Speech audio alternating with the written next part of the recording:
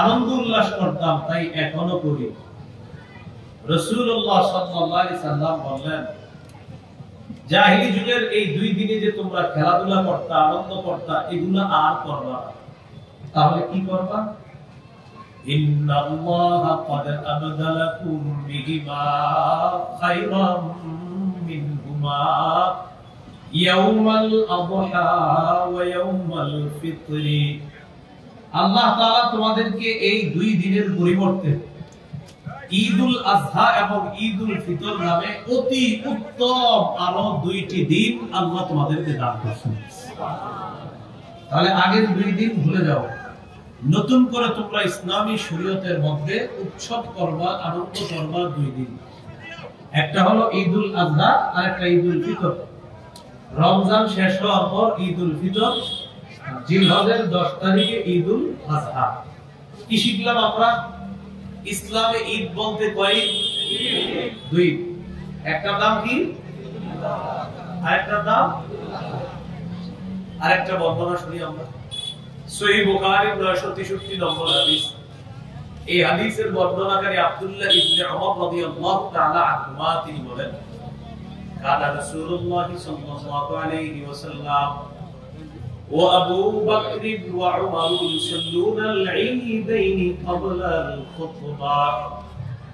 রাসূলুল্লাহ সাল্লাল্লাহু আলাইহি ওয়াসাল্লাম, আবু বকর, উমর রাদিয়াল্লাহু তাআলা আনহুমা, তারা সকলেই খুতবার আগে 2 ঈদের নামাজ আদায় করতেন। ঈদের নামাজ খুতবার আগে না পড়ে? খুতবার আগে। তো খুতবার আগে কয় ঈদের নামাজ পড়তেন তারা? আমার উদ্দেশ্য খুতবা নিয়ে আলোচনা করা না, উদ্দেশ্য হলো ঈদের নামাজ কয়টা পড়তেন। তাহলে মুসলমানদের ঈদ কয়টা? আবু দাউদের 1148 নম্বর হাদিস।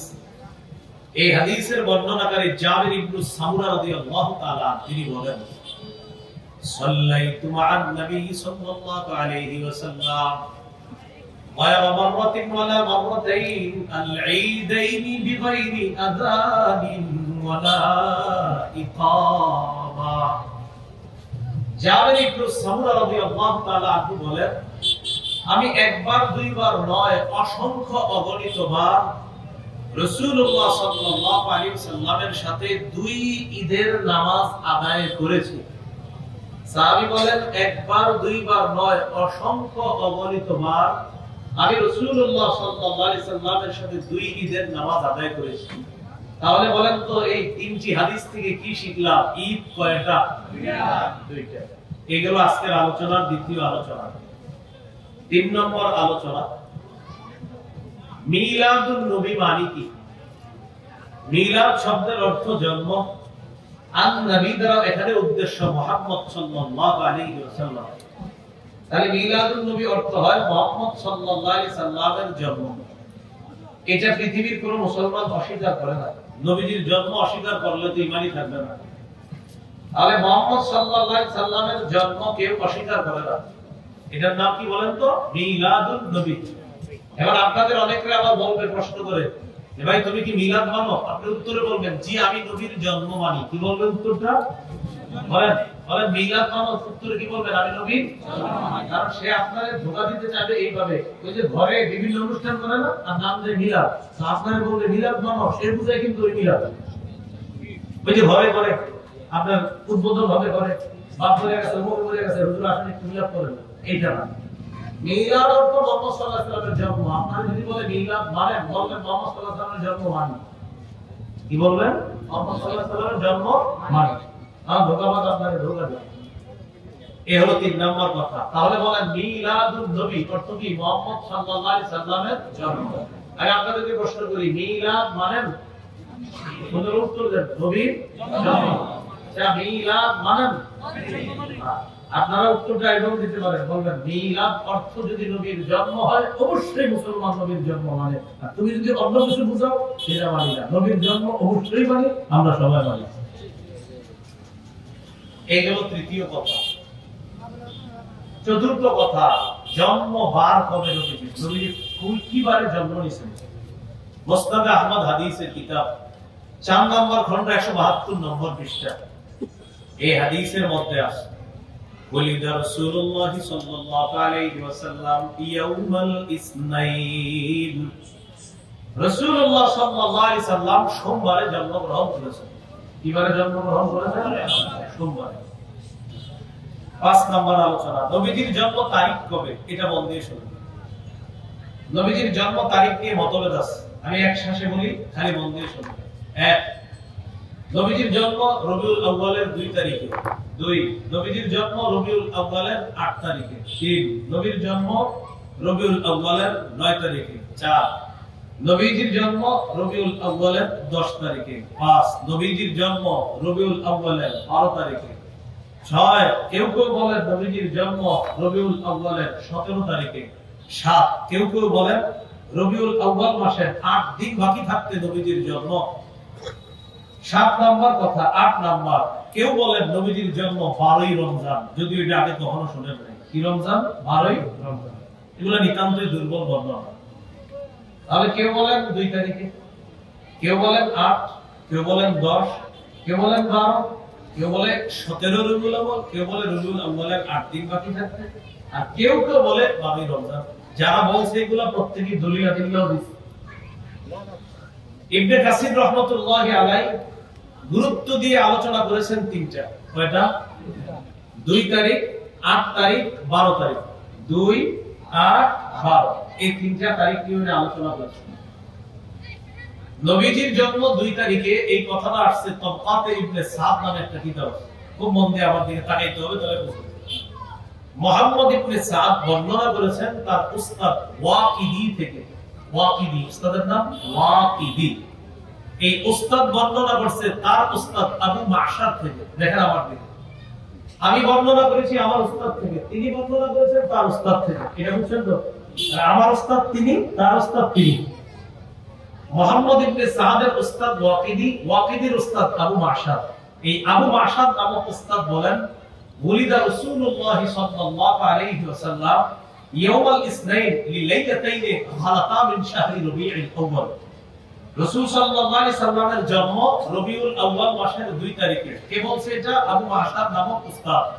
ওনার থেকে কে বলছে? ওয়াকিদি। ওয়াকিদির থেকে কে বলছে? মুহাম্মদ ইবনে সাদ। তাহলে উস্তাদ বলছে 2 তারিখ, তার থেকে তার ছাত্র বলছে 2 তারিখ, এই তার ছাত্র থেকে আমি ছাত্র বলছি 2 তারিখ। এই সূত্রটা বুঝছেন তো? আমার উস্তাদ তার উস্তাদ, আমার উস্তাদ তার উস্তাদ থেকে বলছে, আমি আমার উস্তাদ থেকে বলছি। আচ্ছা, এই যে মুহাম্মদ ইবনে সাদ যার থেকে বলছে তার নাম ওয়াকিদি। ওয়াকিদি বলছে কার থেকে? আবু মাশার। এবার এই দুইজনের ব্যাপারে একটু শুনি। বুখারী শরীফের ব্যাখ্যা গ্রন্থ যিনি লিখছেন তার নাম ইবনে হাজার আসকালানী রাহমাতুল্লাহি আলাইহি। তার একটা কিতাব আছে নাম তাকরিবুত তাহযীব। এই কিতাবের মধ্যে ওই উস্তাদ ওয়াকিদি সম্পর্কে আসছে মাতরুকুন মাসিয়াতি ইলমিহি। ওয়াকিদি নামক উস্তাদের প্রচুর জ্ঞান ছিল, অনেক জ্ঞানের অধিকারী ছিলেন। এরপরেও তিনি বিভিন্ন বর্ণনার ক্ষেত্রে পরিত্যাজ্য, ইতিহাস এবং হাদিস বর্ণনায় তিনি পরিত্যাজ্য, তার বর্ণনা গ্রহণ করা হবে না, তিনি উল্টা পাল্টা করে ফেলেন। মানে এলেম আছে অনেক, কিন্তু উল্টা পাল্টা করেন, তাই ওয়াকিদি নামক উস্তাদের বর্ণনা গ্রহণযোগ্য নয়। ওয়াকিদির উস্তাদ আবু মাশার, তার ব্যাপারে মুহাদ্দিসিনে কেরামের অভিমত, একজন পরিত্যাজ্য আরেকজন দুর্বল, এই দুইজনের কারণে এই বর্ণনা গ্রহণ করা হবে না। উলামায়ে কেরাম ছাড়া অন্যরা বুঝছে এটুকু বলে, আপনারা বুঝা থাকলে আলহামদুলিল্লাহ, আল্লাহ তো বুঝছে। তাহলে একজন পরিত্যাজ্য, তার বর্ণনা গ্রহণ করা যায় না, আরেকজন দুর্বল। এই জন্য 2 রবিউল আউয়াল বাদ হয়ে গেল, রয়ে গেল 8, 12। 8ই রবিউল আউয়ালের ব্যাপারে একটু শুনেন। হস্তি বাহিনী মক্কায় হামলা চালাইছে, কাবা ধ্বংস করার জন্য আসছে হাতি বাহিনী। এরকম একটা ঘটনা ছোটবেলাতে শুনছেন না? আলাম তারা কাইফা ফাআলা রাব্বুকা বিআসহাবিল ফিল। এই হস্তি বাহিনী কাবা ধ্বংস করার জন্য আসছিল মক্কায়। শুধু এতটুকু মনে রাখেন, সারা পৃথিবীর ঐতিহাসিকগণ এই ব্যাপারে একমত, যে বছর কাবার উপরে হস্তি বাহিনী হামলা চালায় সে বছরই আল্লাহ রাসূলের জন্ম। এই ব্যাপারে সবাই একমত। তাহলে দেখি আপনাদের কাছে আমি জিজ্ঞাসা করি, বলেন তো হস্তি বাহিনী যে বছর কাবায় হামলা চালায় ওই বছর নবীর জন্ম নিয়ে মতভেদ আছে না? সবাই একমত। তাহলে বছরটা আমরা শিওর হয়ে গেলাম, হস্তি বাহিনী যে বছর হামলা চালাইছে ওই বছরই আল্লাহ রাসূলের জন্ম। এখন কথা হলো, হস্তি বাহিনী হামলা চালানোর কয়দিন পর নবীর জন্ম হয়েছে? বলেন সবাই আমার সাথে, হস্তি বাহিনী কাবায় হামলা চালালো 50 দিন পর রাসূলুল্লাহ সাল্লাল্লাহু আলাইহি সাল্লামের জন্ম হয়। তাহলে এক অংশ আমি বাকি অংশ আপনারা বলেন। বলেন তো নবীর জন্ম কোন বছরে? বলেন হস্তি বাহিনীর বছর। কোন বছর? আচ্ছা, জন্মটা হইছে হস্তি বাহিনী কাবায় হামলা চালানোর কয়দিন পর? এবার আমরা 50 দিনের হিসাবটা বের করে দেখি, তাহলে তারিখটা বের হয়ে যাবে। হস্তি বাহিনী কাবায় হামলা চালাইছে মুহররম মাসের 13 দিন বাকি থাকতে। তাহলে মুহররমের 13 দিন পায় গেল। মুহররমের পরে কোন মাস? সফর। সফরের 30 দিন, মুহররমের 13 দিন। 30 আর 13 কত হয়? 43। সফরের পরের মাস রবিউল আউয়াল। রবিউল আউয়ালের 7 দিন বাকি থাকলে 7 দিন যাওয়ার পরই হয়ে গেছে কত রবিউল আউয়াল? 8 রবিউল আউয়াল। তাহলে আপনার এখন আসেন 7 দিন আর আগে 43 দিন। 43 এর সাথে কত হয়? 50। তাহলে 50 দিন পরে যদি নবীর জন্ম হয়, তাহলে 8 রবিউল আউয়াল। কত রবিউল আউয়াল? 8। আবার বলছি, হস্তি বাহিনী কাবায় হামলা চালাইছে যে বছর, ওই বছর নবীর জন্ম। এই ব্যাপারে সবাই একমত। বলেন তো হামলার কতদিন পর নবীর জন্ম? হামলা করেছে মুহররমের কয়দিন বাকি থাকতে? 13 দিন। মুহররমের 13, সফরের 30, 43, রবিউল আউয়ালের 7 দিন গিয়ে 8ম তারিখ শুরু, 7 আর 43 হয় 50। তাহলে আল্লাহ রাসূলের জন্ম 8 রবিউল আউয়াল। এবং 8 তারিখের ব্যাপারে বিদগ্ধ উলামায়ে কেরাম একমত যে নবীজির জন্ম 8 তারিখে হওয়াটাই বিশুদ্ধ। কয় তারিখ হওয়া বিশুদ্ধ? কেউ কেউ বলেন গাণিতিক হিসাবে রাসূল সাল্লাল্লাহু আলাইহি সাল্লামের জন্ম 9 তারিখ হওয়া বিশুদ্ধ। কয় তারিখ? 9 তারিখ। তাহলে এতটুকু মনে রাখবেন, 8 অথবা 9, এই 2 তারিখের 1 তারিখে আল্লাহ রাসূলের জন্ম হওয়া, এই কথাটা হলো বিশুদ্ধ। বলেন এই কথাটা কি? বিশুদ্ধ। এবার বলেন 12 রবিউল আউয়াল। বলেন 12 রবিউল আউয়াল নবীজির জন্ম। এই কথাটি প্রসিদ্ধ হলেও বিশুদ্ধ নয়। বললাম এটা আল্লাহ মনে রাখবেন, একটা বিশুদ্ধ আর একটা প্রসিদ্ধ। 8 অথবা 9 বিশুদ্ধ, 12 রবিউল আউয়াল প্রসিদ্ধ হলেও বিশুদ্ধ নয়। যেমন কোরআনের আয়াত সংখ্যা 6666, এই কথাটি প্রসিদ্ধ। 6236 এটি হলো বিশুদ্ধ। 6236 কোরআনের আয়াত সংখ্যা, এটি হলো বিশুদ্ধ। আর 6666 এই কথাটি প্রসিদ্ধ। আল্লাহ আমাদেরকে প্রসিদ্ধ আর বিশুদ্ধর পার্থক্য বুঝে সঠিকটা আমল করার তৌফিক দান করুন। আমিন। আরে 12 রবিউল আউয়াল প্রসিদ্ধ, বিশুদ্ধ না। 12 রবিউল আউয়াল যে বিশুদ্ধ না, বর্ণনাটা একটু শুনি আমরা। 12 রবিউল আউয়ালের বর্ণনাটা শোনাই আপনাদেরকে আমি। দেখেন, আন সাঈদ ইবনে মিনা আন আফফান ইবনে মুসলিম عن جابر بن عبد الله وعبد الله بن عباس رضي الله تعالى عنهما ولد رسول الله صلى الله عليه وسلم يوم الاثنين الثاني عشر من شهر ربيع الأول। সাঈদ ইবনে মিনা তার উস্তাদ আফফান ইবনে মুসলিম থেকে বর্ণনা করেন, তিনি জাবের এবং আব্দুল্লাহ ইবনে আব্বাস রাদিয়াল্লাহু তাআলা আনহুমা থেকে বর্ণনা করেন, আল্লাহ রাসূল সাল্লাল্লাহু আলাইহি সাল্লামের জন্ম 12 রবিউল আউয়াল। কত রবিউল আউয়াল? এবার কথা হলো এই বর্ণনা বিশুদ্ধ নয় কেন? সূত্রটা দেখেন, আমি বলি। সাঈদ আফফান, সাঈদ বর্ণনা করছে তার উস্তাদ আফফান থেকে। বাস সাহাবীদের ব্যাপারে কথা নাই, তারা তো এমনি গ্রহণ করবে। তাহলে সাঈদ বর্ণনা করছে আফফান থেকে। মজার ব্যাপার, সাঈদ যিনি ছাত্র, তিনিও একজন বিশুদ্ধ বর্ণনাকারী, আবার আফফানও বিশুদ্ধ বর্ণনাকারী। আপনাদের মাথায় এখন আসবে, হুজুর দুজন বিশুদ্ধ হলে বর্ণনা কেন বিশুদ্ধ হবে? আদিমের প্রশ্ন আপনাদের কিভাবে বুঝাবে যে সাঈদও বিশুদ্ধ, আফফানও বিশুদ্ধ, উস্তাদও বিশুদ্ধ, ছাত্রও বিশুদ্ধ। তাহলে উস্তাদ ছাত্র দুজন বিশুদ্ধ হলেও তাদের বর্ণনাটি কেন বিশুদ্ধ হবে না? দেখি আপনাদের মেধা পরীক্ষা করে আমি বললে বুঝে ফেলবেন। দেখেন, ছাত্র সাঈদ, এই সাঈদ ইবনে মিনা এই ছাত্রের জন্ম হইল 136 হিজরিতে। ছাত্রের জন্ম কত হিজরিতে?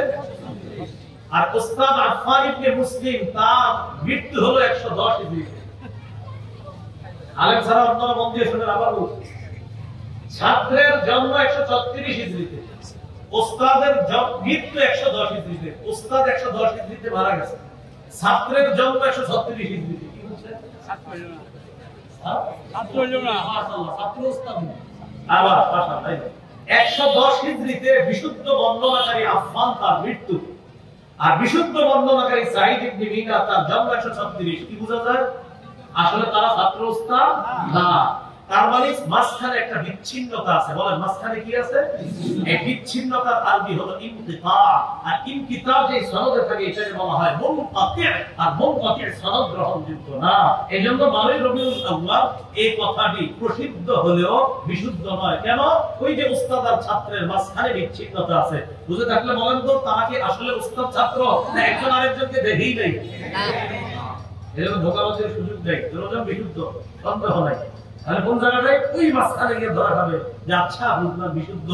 উস্তাদের মৃত্যু কবে আর ছাত্রের জন্ম কবে এটা একটু বলেন। তখন যখন ইতিহাস তালাশ করবেন দেখবেন উস্তাদ আর ছাত্র তাদের সাক্ষাৎই হয়নি।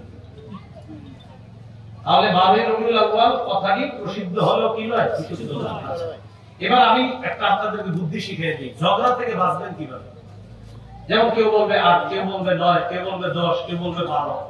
আপনাদেরকে যখন কেউ বলবে নবীজির জন্ম কবে, আপনারা আমার মতো বুদ্ধি করে একটা উত্তর দিবেন। কেউ যদি জিজ্ঞাসা করে, মনে করেন আমার জিজ্ঞাসা করলেন নবীজির জন্ম কবে, সবাই একটু জিজ্ঞাসা করেন নবীজির জন্ম কবে, জিজ্ঞাসা করেন। এবার আমি উত্তরটা দিই দেখেন, 8 থেকে 12 রবিউল আউয়ালের মাঝে যে কোনো একটি। কি বললাম? রবিউল আউয়ালের মাঝে যে কোনো একটি। বাস আমারে আর কেউ ঝগড়া হবে না। বলে আরে ভাই ঝগড়া করব তুই অন্য কিছু বলেন না, কিন্তু বলেই দিই।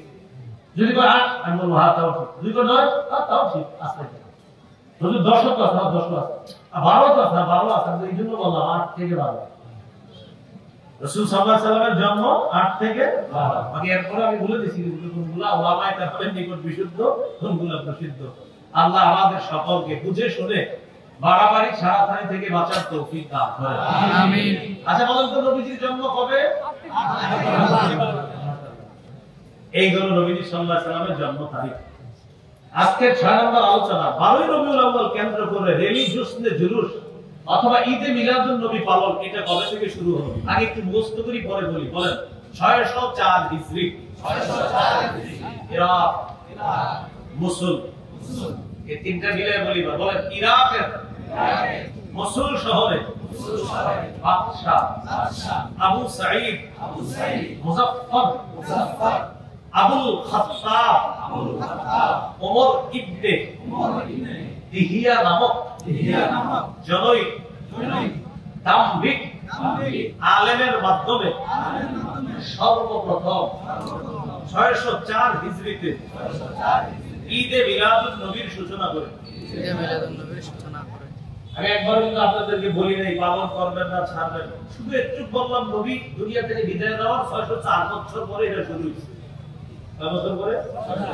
এরপর তো আপনারা অনেক বুদ্ধিমান, এই জন্য পালন করবেন। কয় বছর পরে? 604। তাহলে কয় হিজরিতে শুরু? 600। কোন দেশে? কোন শহর? মুসুল। বাদশার নাম আবু সাঈদ। এসে মনে রাখতে হবে বাদশার নাম। যে হুজুরদের শুরু করতে তার নাম আবুল খাত্তাব। বলে হেড্রিক খালি মনে রাখতে হবে। কি নাম? আমার। কোন দেশে? কোন শহর? কত হিজরি? 600। যে বাদশা শুরু করতে তার নাম আর যারা দিয়ে শুরু করতে তার নাম আবুল খাত্তাব। এই আবু সাঈদ মুজাফফরের মৃত্যু হলো 630-এ, আর আবুল খাত্তাবের মৃত্যু হলো 633 হিজরিতে। যাই হোক, এতটুকু শিখলাম 604 হিজরিতে ইরাকের মসুল শহরে বাদশা আবু সাঈদ সর্বপ্রথম আবুল খাত্তাব ওমর ইবনে দিহিয়া নামক জনৈক আলেমের মাধ্যমে সর্বপ্রথম ঈদে মিলাদুন নবীর সূচনা দুনিয়াতে করে। এর আগে পৃথিবীতে এটার অস্তিত্ব ছিল না। আল্লাহ আমাদের সকলকে নব আবিষ্কৃত কোন রেলি, জশ্নে জুলুস অথবা বেদাতের বন্ধ থাকে এমন কাজ থেকে আল্লাহ আমাদেরকে হেফাজত করুন। আমিন। এই হলো আজকের আলোচনার 6 নম্বর আলোচনা। এবারে এই হুজুরটার সম্পর্কে একটু জানি চলেন। কোন হুজুর জানাতে শুরু করছে? কি নাম? বলেন সবাই। এই আবুল খাত্তাবের ব্যাপারে ইবনে হাজার আসকালানী রাহমাতুল্লাহি আলাইহি বলেন, এই লোকটা কাসীরুল ওয়াকিআতি ফিল আইম্মাতি ওয়া ফিস সালাফ মিনাল উলামা। এই লোকটা অতীতের বড় বড় আলেমদের ব্যাপারে উল্টাপাল্টা কথা বলতো। লোকটা ছিল দাম্ভিক টাইপের, খাবিসুল লিসান, সব সময় গালিগালাজ করত। এখনো দেখবেন যারা এই বিষয়গুলো নিয়ে দলিলে মানে না, তারা সর্বশেষ একটা গালি দেয় হবে। দলিলে না মানলে আমাদের আল্লামা আহমদ শফী সাহেব রাহমাতুল্লাহ আলাইহি সহ আর বড় বড় উলামা কেরাম যারা তাদের নাম নিয়ে তখন প্রথমে দলিলে যখন না পারার দিন সর্বশেষ অস্ত্র গালি দেয়, অত্যন্ত ভদ্রতার সাথে বলি আমি চিন্তা করে আছে গালি দিয়ে গেল, তখন আমি ইতিহাস পেয়ে গেলাম এই কাজ যে শুরু করছে হ্যাঁ স্বভাব ছিল গালি দেওয়া। তাই বংশ পরম্পরায় এখনো আমাদেরকে যারা গালি দেয় ওই যে তাদের লিডার গুরু গালি দিছে তাই এখনো তারা গালি দেয়। এটা কোনো আপনার সেনাটি কি হয় এটাও গালি দেয়। সুন্দর বলে দিলেন যে গালিটা কিন্তু এই কারণে দিচ্ছে আপনাদের গুরু যিনি ছিলেন তিনি গালি দিচ্ছেন। এই হলো আপনার খবিসুল লিসান, ভাষা ছিল কর্কশ, গালি গালাজ মুখ দিয়ে ব্যবহার করত। শাদীদুল কিবরি, প্রচন্ড দাম্ভিক টাইপের মানুষ ছিল। মুতাহাবিরান, দুর্বল প্রকৃতির মানুষ, অলস টাইপের ছিল। আর শুধু উলামায়ে কেরামের বিরুদ্ধে উৎসাহ রটনা করত আর শুধু তাদেরকে গালিগালাজ করত। তাও বড় বড় ইমামদের নাম নিয়ে এসে গালিগালাজ করত। আল্লাহ আমাদেরকে হেফাজত করেন। এই তার মাধ্যমে সর্বপ্রথম এটা সূচনা হয়। আজকের আলোচনার 7 নম্বর আলোচনা। কত গেল? 6 গেল না? হ্যাঁ 6 গেল না। 7 নম্বর আলোচনা মিলাদুন নবী। মিলাদুন নবী মানে কি? ভাই মিলাদ বুঝেন কি জানি অর্থ? মিলাদ মানে নবীজির জন্ম, এই অর্থে মানি। বলে মিলাদ মানে মিলাদ মানে আবার মিলাদ মানে এই অর্থে মানি। রাসূলুল্লাহ সাল্লাল্লাহু আলাইহি সাল্লাম তার জন্মদিনে যে আমল করতেন আপনারা সবাই এই আমল করার চেষ্টা করবেন ইনশাআল্লাহ। আর আজকে থেকে আমরা নবীজির জন্মে ওই আমল করার চেষ্টা করব যে আমল রাসূল সাল্লাল্লাহু আলাইহি সাল্লাম করতেন। সহিহ মুসলিম 1162 নম্বর হাদিস। আমাদের মাদ্রাসার পাঠ্যপুস্তক অনুসারে মোট হাদিস সংখ্যা হবে 3033টা। এই হাদিসের বর্ণনাকারী আবু কাতাদা আল আনসারী রাদিয়াল্লাহু তাআলা তিনি বলেন সুইলা রাসূলুল্লাহ সাল্লাল্লাহু আলাইহি ওয়াসাল্লাম আন সাওমিদ দাহর। রাসূলুল্লাহ সাল্লাল্লাহু আলাইহি সাল্লামকে সারা বছর রোজা রাখা সম্পর্কে জিজ্ঞাসা করা হলো যে হুজুর সারা বছর রোজা রাখলে কি কোনো সমস্যা আছে? فقال رسول الله صلى الله عليه وسلم لا صام ولا افطر او قال ما صام وما افطر। নবীজি বললেন যে ব্যক্তি সারা বছর রোজা রাখে সে রোজা রাখেও নাই আবার রোজা ছাড়েও নাই। কি বললেন? সে রোজা রাখেও নাই রোজা ছাড়েও নাই। এর মানে হলো কেউ সারা বছর যদি রোজা রাখে তার রোজা আদায় হবে, তবে নবী উৎসাহ প্রদান করেন নাই। নবী তাকে কি বলেন নাই? উৎসাহ প্রদান করেন নাই যে সারা বছর রোজা রাখবা, এটা আমি উৎসাহ দিচ্ছি না।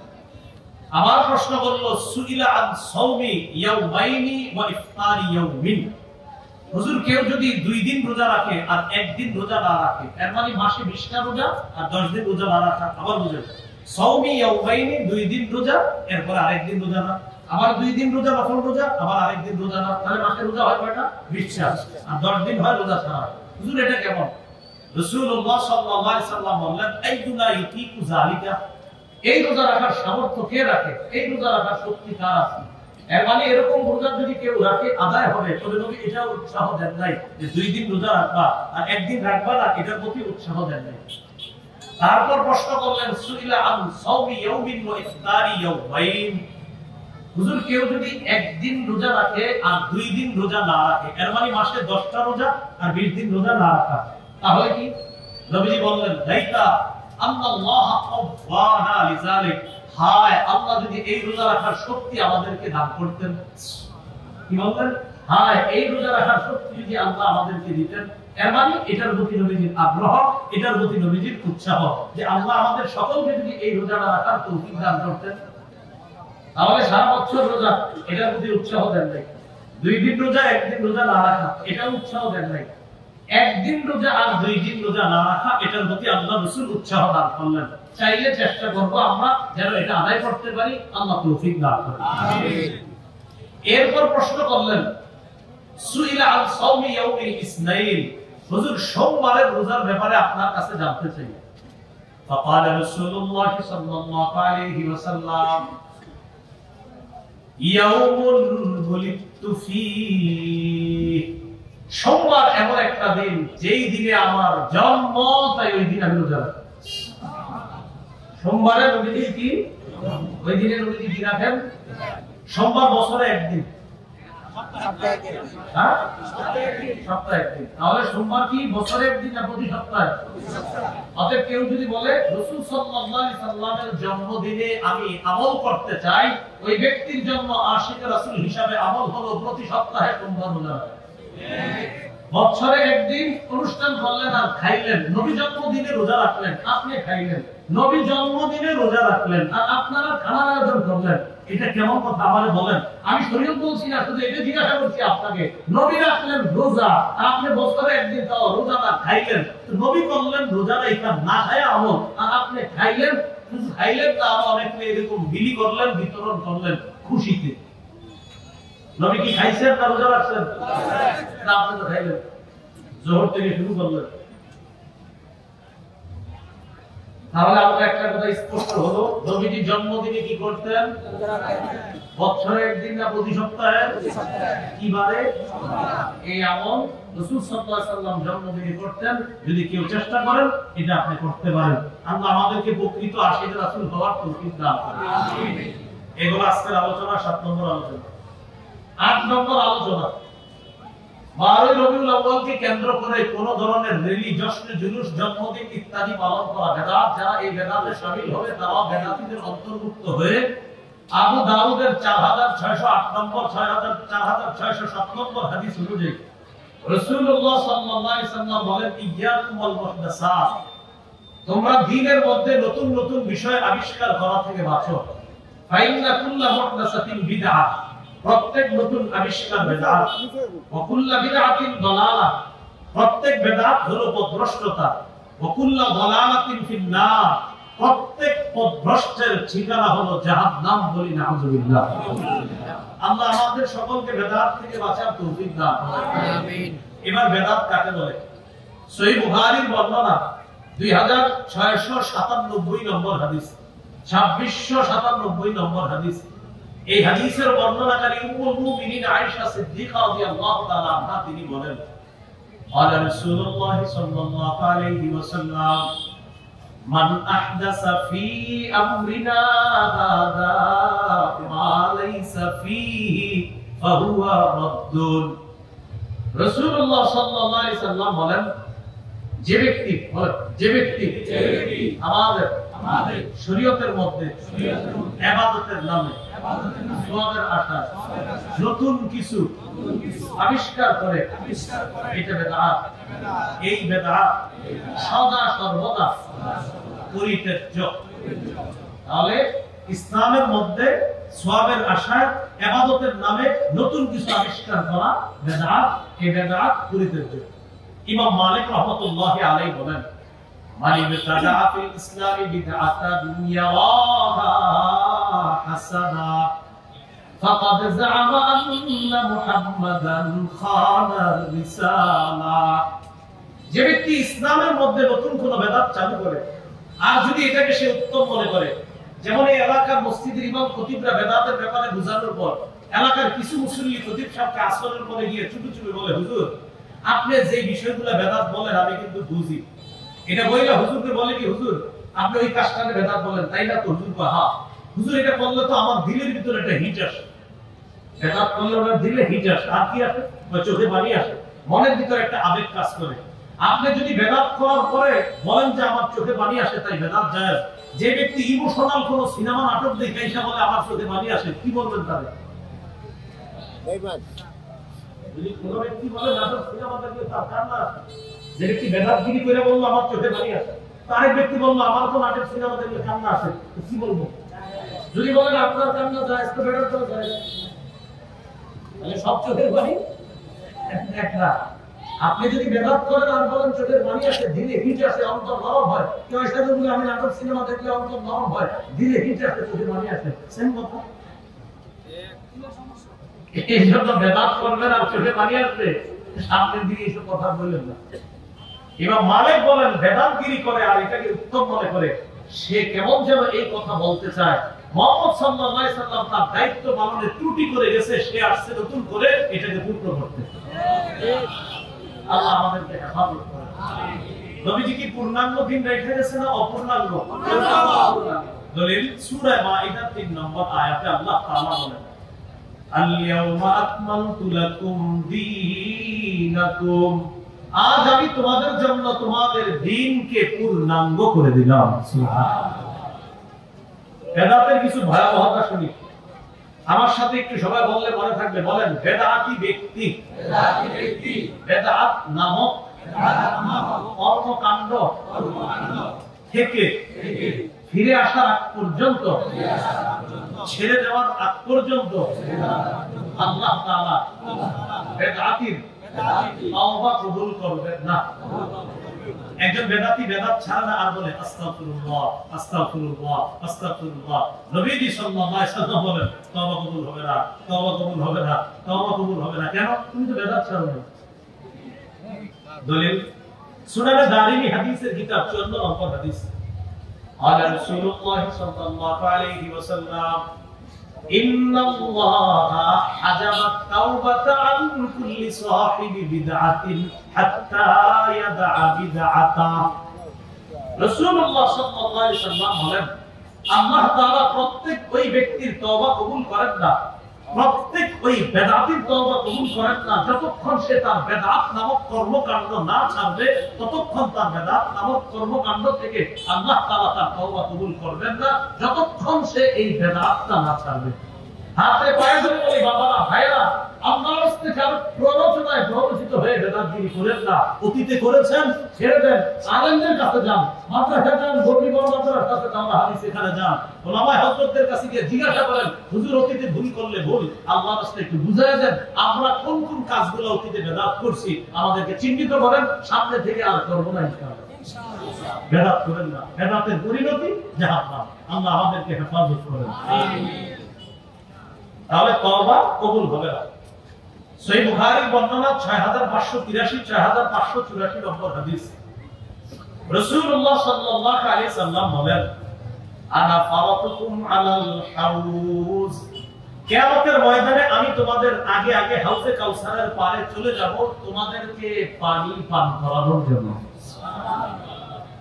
মান মাররা আলাইয়া শাইবা, রাসূলুল্লাহ সাল্লাল্লাহু আলাইহি সাল্লাম বলেন, আমার সামনে আমার যে উম্মত অতিক্রম করবে সেই কাউসারের পানি পান করবে। ওয়া মান শারিবা লাম ইয়াজবা আবাদা, আমার উম্মত যেই হাউজে কাউসারের পানি পান করবে সে আর কখনো পিপাসার্ত হবে না।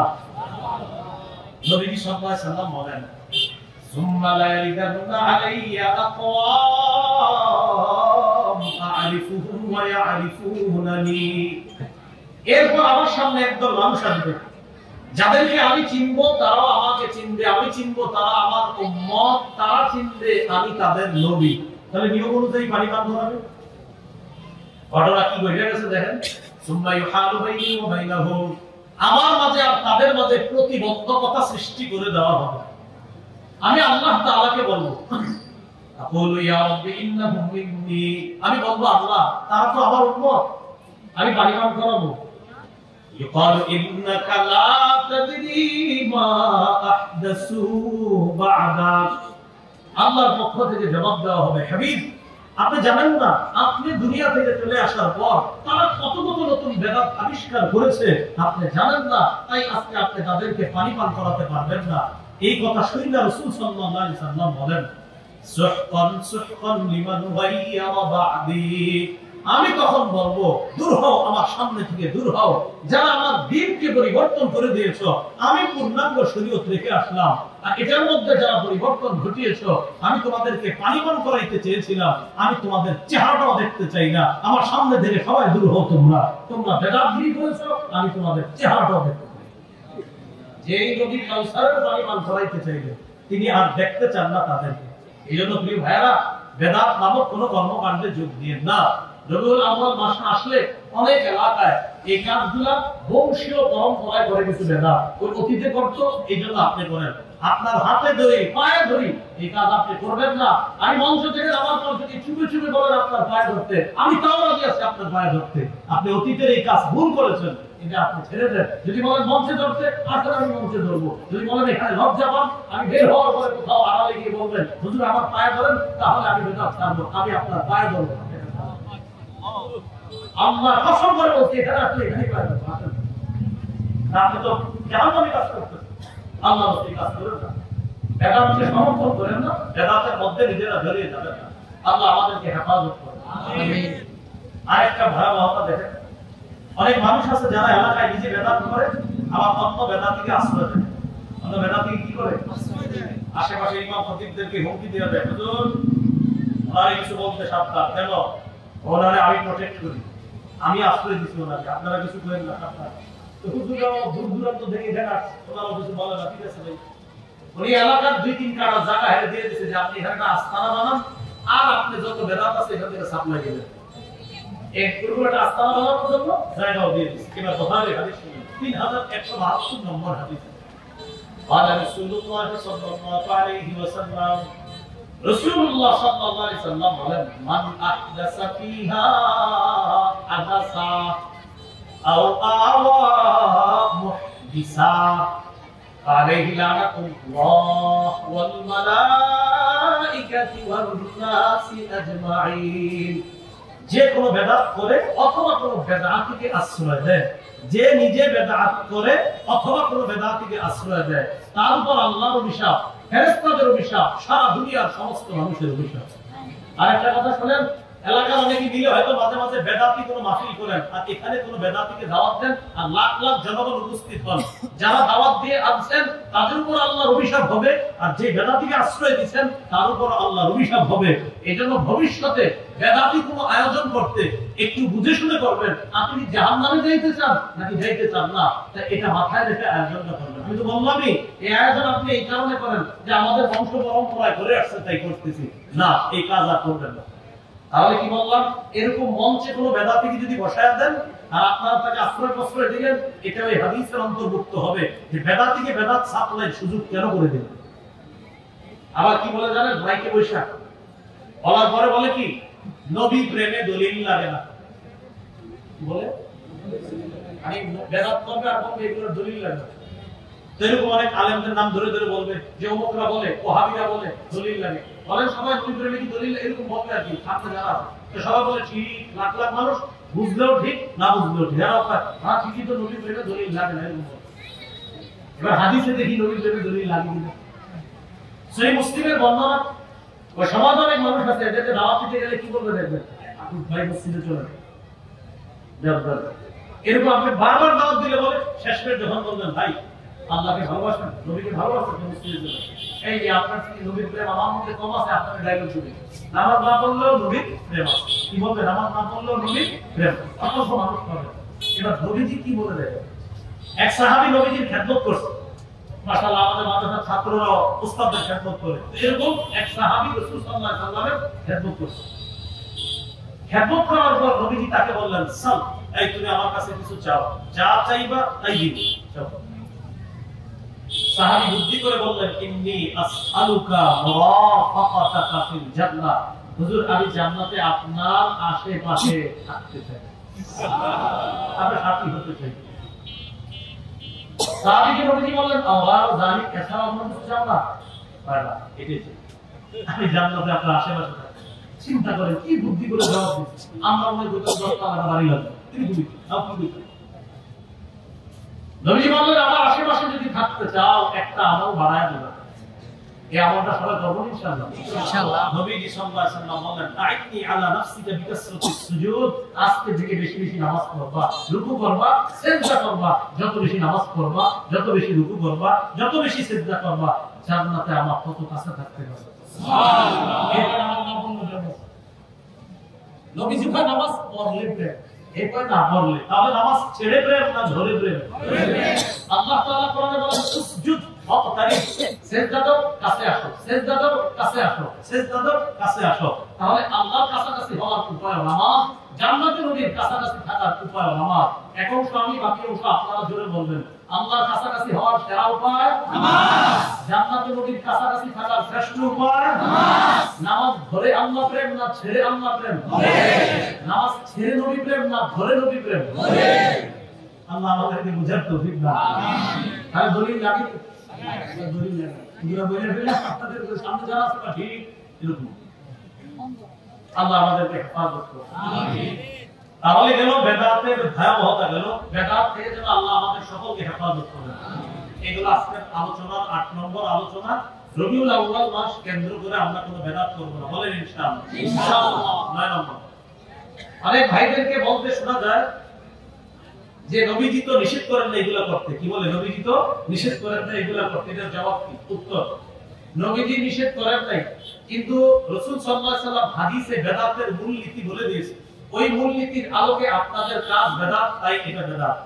নবীজি নিষেধ করেন না, কিন্তু নবীজি বেদাতের মূলনীতি বলছে। ওই যে বুখারী 2697 নম্বর হাদিস, ইসলামের মধ্যে ইবাদতের নামে সওয়াবের আশায় নতুন কিছু করলে এটা বেদাত। আপনি জিজ্ঞাসা করবেন, তো আপনারা যা করেন কিন্তু সওয়াবের আশায় করেন না, টেনশন করে দেবেন। যদি বলে না, তাহলে করেন কেন? যদি বলেন না, তাহলে আপনি বলেন করেন কেন? যদি বলে হ্যাঁ, তাহলে বলবেন হ্যাঁ ভাইয়া কিছু বলছে, ইবাদতের নামে সওয়াবের আশায় নতুন কিছু করলে এটা বেদাত। প্রথম প্রশ্ন করবেন, এটা যে করেন সওয়াবের আশায় না সওয়াব ছাড়া? তো বলবে কোনো সওয়াবের আশা নাই। যদি বলে, তো বলবেন তো এই কাজ করাই দরকার নেই। আর যদি বলে সওয়াবের আশায়, তখন মূলনীতি বলবেন সওয়াবের আশায় ইসলামের মধ্যে নতুন কোনো আমল চালু করে এটা করা, এটা না বেদাত, এই বেদাত করে দিচ্ছে। এগুলো 9 নম্বর কথা। 10 9 নম্বর কথার উপর কেন্দ্র করে 10 নম্বর কথা আপনাদেরকে পেছে ফেলাবে। লাইট, ফ্যান, এগুলা নতুন আবিষ্কার, তো এগুলো তো বেদাত। আমি আপনাদের কাছে জানতে চাই, আজকে মাগরিবের নামাজে যে যারা মসজিদে নামাজ পড়ছেন, কারেন্ট ছিল কিনা? এখানে কারেন্ট ছিল কিনা? আচ্ছা, যদি কারেন্ট না থাকতো, ফ্যান না থাকতো, লাইট না থাকতো, আপনারা কি মাগরিব পড়তেন না? আগামী 100 বছর যদি বাংলাদেশে কারেন্ট, বিদ্যুৎ, গ্যাস কিছু না থাকে, আমরা কি নামাজ পড়বো না? বোঝা গেল, লাইট, ফ্যান, বিদ্যুৎ এগুলো সম্পর্ক শরীয়তের না। হলে ভালো, না হলেও সমস্যা নাই, আমরা আল্লাহর হুকুম পালন করব। এটা দিয়ে সেটার দলিল দেয়, এগুলো তো নতুন। আমরা বলবো হ্যাঁ এগুলো নতুন, কিন্তু এগুলো না থাকলে কিচ্ছু হবে না। কিন্তু তুমি যদি শরীয়তের মধ্যে নতুন বেদাত ঢুকাও, এটা আমরা পালন করব না। তাহলে বিষয়টা কি? লাইট কি শরীয়তের মধ্যে কোনো আমল? বলেন। তাহলে ফ্যান, লাইট এগুলো কি শরীয়তের কোনো ইবাদত? এগুলো না থাকলে কি আমরা নামাজ পড়বো না? আমরা রোজা রাখবো না? তাহলে এইগুলোর সাথে ইবাদতের কোনো সম্পর্ক নাই। এগুলো না থাকলে আমরা ইবাদত করব। হ্যাঁ, শরীয়তের মধ্যে ইবাদতের নামে নতুন কিছু ঢুকানো, এটার নাম বেদাত। ওই বেদাতের সাথে এই নতুন আবিষ্কারকে তুলনা করা, এটাকে এটার সাথে সামঞ্জস্য করা মূর্খতা ছাড়া অন্য কিছু না। সহজে কিন্তু বুঝবেন। কেউ যদি বলে আপনারে ভাই ফ্যান, লাইট, মাইকও তো বেদাত, আপনি বলবেন ভাইয়া এই মাইক যদি না থাকে, এই ফ্যান, লাইট যদি কিচ্ছু না থাকে, আমরা 4-5 জনের সামনে যতজন শুনেন ততজনের বয়ান করবো। লাইট ফ্যান না থাকলেও নামাজ পড়বো, লাইট ফ্যান না থাকলেও হাদিস বলবো, লাইট ফ্যান না থাকলেও আমরা কোরআন বলবো। 100 বছর যদি বাংলাদেশে লাইট ফ্যান বিদ্যুৎ না থাকে, আমরা আল্লাহর ইবাদত ছাড়বো না। তো এগুলা কি ছিল আগে? তো তখন কি ইবাদত চলে যাবে? আল্লাহ আমাদেরকে কথাগুলো বুঝার তৌফিক দান করুন। আমিন। এখন প্রশ্ন হবে, তাহলে লাখ লাখ মানুষের ওয়াজ করবেন যে যদি মাইক না থাকে? জবাব দিব, লাখ লাখ মানুষের সামনে ওয়াজ আরেকজন ঘরে দাঁড়াবে, শিরিক দিয়ে তার বক্তব্য আরেকজনকে জানাবে। রাসূলের বক্তব্য এক সাহাবী প্রচার করতেন, তার বক্তব্য আরেক সাহাবী, তার বক্তব্য আরেক সাহাবী, এইভাবে হাজার হাজার মানুষের মাঝে আমরা রাসূলের বক্তব্য প্রচার করব। ওই যে মুকাব্বির যে সিস্টেম না, মুকাব্বির এই সিস্টেম। আল্লাহ আমাদেরকে বেদাত থেকে বাঁচার তৌফিক দান করুন। আমিন। 11 নম্বর, এবার প্রশ্ন করবে সর্বশেষ, সব কিন্তু শেষ, এবার শেষ বলবে, আচ্ছা তাহলে আমার আব্বা কি গত 14 বছর যেগুলো করতো এগুলো ভুল, আমার দাদাই করছে 50 বছর, এগুলো ভুল, আপনি জবাব দিবেন আপনার দাদা না শুধু তোর দাদা 14 গোষ্ঠীও যদি করে থাকে ভুল ভুল, এটা সঠিক হওয়ার কোনো সুযোগ নাই। এখন আব্বা আর দাদার জন্য দোয়া করেন, আল্লাহ যেন মাফ করে দেন। তাহলে বলেন তো ভুল কি? ভুল। ভুল কি? ভুল। সর্বশেষ কথা বারবার বলেন, বেদাতের পরিবর্তে ব্যাপকভাবে নিজে সুন্নতে আমল করব। ঘরে, বাহিরে, সমাজে, রাষ্ট্রে ব্যাপকভাবে সুন্নাহের প্রচার করব। আমরা সুন্নাহের প্রচারের মাধ্যমে বেদাতকে প্রতিহত করবই ইনশাআল্লাহ। এদেশে বেদাতি বা বেদাতের কোন স্থান ভবিষ্যতে আমরা থাকতে দিব না ইনশাআল্লাহ। মানে বেদাতির কোন আস্থানা থাকবে না, অলরেডি শুরু হয়ে গেছে, কিন্তু শেষ হবে ইনশাআল্লাহ।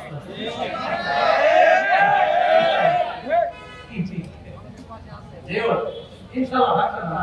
আগে বুঝান, আগে ওয়াজের মাধ্যমে বুঝান, যদি বেদাত বুঝাইতে হবে, এরপর আস্তে আস্তে আস্তে আস্তে ইনশাআল্লাহ এই বেদাত প্রতিহত করতে হবে। প্রথমে আপোষে বুঝাইতে হবে, আপোষের বুঝতে যা করার ওলামায়ে কেরাম ধীরে ধীরে করবে। আল্লাহ আমাদেরকে সুন্দরভাবে ভদ্রতার সাথে বুঝিয়ে শুনিয়ে বেদাতীদেরকে বেদাতী কর্মকাণ্ড থেকে ফিরিয়ে এনে তাদেরকে সহজে সবাই একসাথে জান্নাতে থাকতে পারি। আল্লাহ তৌফিক দান। আমিন। সুন্নাহের প্রচার করলে কি লাভ? রাসূলুল্লাহ সাল্লাল্লাহু আলাইহি ওয়াসাল্লাম একটা হাদিস শুনি, সহিহ বুখারী ও আল্লাহ ৭২৮০ নম্বর হাদিস। রাসূলুল্লাহ সাল্লাল্লাহু আলাইহি ওয়াসাল্লাম বলেন, কুল্লু উম্মতি ইয়াদখুলুনাল জান্নাতা ইল্লা মান আবা। আমার উম্মতের সবাই জান্নাতে যাবে, শুধু যারা অস্বীকার করে তারা ছাড়া সবাই জান্নাতে যাবে। সাহাবীরা প্রশ্ন করলেন, তারা কারা হুজুর? যারা অস্বীকার করে। নবীজি বললেন, মান আতাআনি দাখালাল জান্নাহ। যারা আমার আনুগত্য করে তারা জান্নাতে যাবে। ওমান আসানি ফামান তাবা। যারা আমার নাফরমানি করে, তারা অস্বীকার করে, তাদের ঠিকানা জাহান্নাম। সহিহ বুখারী ৭২৮১ নম্বর হাদিস। রাসূলুল্লাহ সাল্লাল্লাহু আলাইহি ওয়াসাল্লাম একদিন ঘুমাইতেছিলেন। তো ঘুমন্ত অবস্থায় জাআত মালাইকাতুন, একদল ফেরেশতা রাসূলের কাছে আসছে। আবার বলছি আমি, নবী ঘুমাইতেছে, একদল ফেরেশতা নবীর কাছে আসছে। আসার পর ফেরেশতারা নবীর চারপাশে দাঁড়ায় আছে। দাঁড়ানোর পর এক ফেরেশতা বলতেছে, ইন্নাহু নাঈমুন, তিনি ঘুমায়। আরেক ফেরেশতা বলে, না, ইন্নাল আইনা নাঈমা ওয়াল কলবা ইয়াহজান, তার চোখ ঘুমায়, অন্তর ঘুমায় না, অন্তর জাগ্রত। এরপর ফেরেশতাদের মধ্যে একজন বললেন, ইদ্রিবু লিসাহিবিকুম হাযা মাসালা।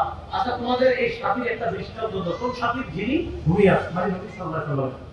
তখন আরেক ফেরেশতা বলল, আরে তিনি তো ঘুমায়। আরেক ফেরেশতা বলে, না, তার চোখ ঘুমায়, অন্তর ঘুমায় না। সুবহানাল্লাহ। এখানে একটা প্রশ্নের উত্তর আছে, সেটা হলো কি, আপনারা বলতে পারেন, হুজুর নবী তো ঘুমাইতেছিলেন, তো এই হাদিস আপনি জানলেন কেন? নবী ঘুমাইতেছিলেন, তো আমি হাদিস জানব কি? বলে, নবী ঘুমাইতেছিলেন কি চোখ অন্তর দুটোটা না, শুধু চোখ? না, অন্তর জাগ্রত ছিল, তাই আল্লাহ রাসূল আমাদেরকে এটা জানানো সম্ভব ছিল। সুবহানাল্লাহ। এবার ফেরেশতা বললেন, মাসালুহু কামাসালি রাজুলিন বানা দারুন। মন দিয়ে শুনলেন, তার দৃষ্টান্ত এমন এক ব্যক্তির মতো যে একটি ঘর বানিয়েছে। ওয়াজআলা ফিহা মাহদুবা, ঘরের ভিতরে একটি দস্তরখান বিছিয়েছে। ওয়া বাআসা দাইয়া, একজন আহ্বানকারীকে বাইরে পাঠিয়েছে যে যাও মানুষকে ডাক দিয়ে বলো, যারা এই ঘরে আসবে তারা দস্তরখানে বসে ফল খেতে পারবে। তো ঘোষণাকারী বাইরে গেছে, যাওয়ার পর ঘোষণা দিয়েছে, ভাই একটা ঘর আছে, ঘরের ভিতর দস্তরখান আছে, তোমরা যারা যাবা খাইতে পারবা। ফামান আজাবাত দাইয়া দাখালাত দার ওয়া আকালা মিনাল মাহদুবা। আহ্বানকারীর আহ্বানে যিনি সাড়া দিলেন, তিনি ঘরে ঢুকতে পারলে দস্তরখানের খাবার খেতে পারবেন। অবাল্লামি যিনি দাইয়া, যিনি আহ্বানকারীর ডাকে সাড়া দেয় নাই, লাম ইয়াদখুলিদ দার, তিনি ঘরেও ঢুকতে পারলো না। ওয়ালাম ইয়াকুল মিনাল মাহদুবা, দস্তরখানের খাবারও খেতে পারলো না। হাদিস পরে বুঝাই, আগে এতটুকু বুঝছেন কিনা বলেন? একজন আহ্বানকারী বাইরে গেছে, ভাই ঘর আছে একটা, ঘরে দস্তরখান আছে, ফলমূল, যারা পারবা আসো খাও। তো একদম ভাই আসতেছি, তারা ঘরে গিয়ে দেখে সত্যি ফল আছে, তারা খাইছে। আরেকজন ভিতরে কিছু নাই, তারা লস খায় গেল, তারা আসে নাই। এবার ফেরেশতারা বলতেছে, শোনো এবার ব্যাখ্যা দাও, এই যে ঘর বললা, দস্তরখান বললা, ব্যাখ্যা দাও। কারে ব্যাখ্যা দিব? তিনি তো ঘুমায়। আর ফেরেশতা করে না, তার চোখ ঘুমায়, অন্তর ঘুমায় না। এবার ব্যাখ্যা দেওয়া শুরু হলো কি, ফাদারু আল জান্নাহ, ঘর হলো জান্নাত। বলেন ঘর হলো কি? জান্নাত। বলেন তো ঘর কি? জান্নাত। ওয়াদাঈ মুহাম্মদ সাল্লাল্লাহু আলাইহি ওয়াসাল্লাম, আহ্বানকারী হলেন মুহাম্মদ সাল্লাল্লাহু আলাইহি ওয়াসাল্লাম। তার আহ্বানে যারা সাড়া দিবে তারা ঘরে ঢুকবে, জান্নাতে প্রবেশ করবে। নবী আমাদেরকে আহ্বান করতেছে, ও আমার উম্মত, আমি তোমাদেরকে আহ্বান করতেছি জান্নাতের দিকে। আমার আহ্বান যারা শুনবা, এই যুগে নবীর আহ্বান মানি, নবীর সুন্নাহ তরিকা অনুযায়ী যারা চলবো, এটাই নবীর আহ্বানে সাড়া দেওয়া। আর নবীর আহ্বানে সাড়া দিলে জান্নাতে যাওয়া যাবে, দস্তরখানের খাবার খাওয়া যাবে। আহ্বানে সাড়া না দিলে জান্নাতেও যাওয়া যাবে না, দস্তরখানের খাবারও খাওয়া যাবে না। আল্লাহ তাআলা আমাদের সকলকে যে কথাগুলো শুনলাম, বেদাত পরিহার করে বেদাত মুক্ত জীবন যাপন করে যেন আমরা চলতে পারি, আল্লাহ তৌফিক দান করেন।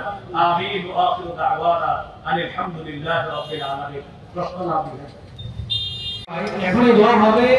হুজুর অনেক কষ্ট করে ঢাকা থেকে এখানে এসেছেন, আমরা সকলে হুজুরের সাথে দোয়া করে এখান থেকে যাব। আর আমাদের যুবক ভাইয়েরা, আমাদের ইসলামী আন্দোলনের কর্মীরা আজকের এই মাহফিলের আয়োজন করছে। আপনারা যে যা পারেন কিছু সহযোগিতা করে যাবেন, ওনাদের কিছু আয়োজন করতে